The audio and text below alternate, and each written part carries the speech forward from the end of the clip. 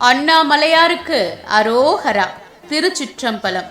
பாலும் அமுதமும் தேனுடனாம் பராபரமாய் கோலம் குளிர்த்துள்ளம் கொண்ட பிரான் குறை கழல்கள் ஞாலம் பரவுவார் நன்னெறியாம் அந்நெறியே போலும் புகழ் பாடி பூவள்ளி கொய்யாமோ. விளக்கம்.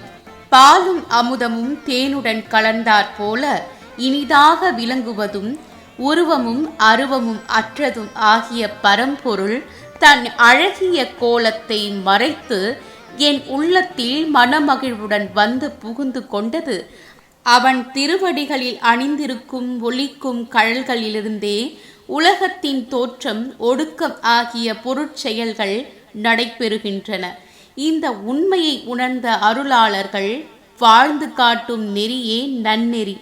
அந்நெறியை பின்பற்றி பராபரனின் புகழ்பாடி நாம் அழகிய அல்லிப்பூக்களை பறிப்போமாக.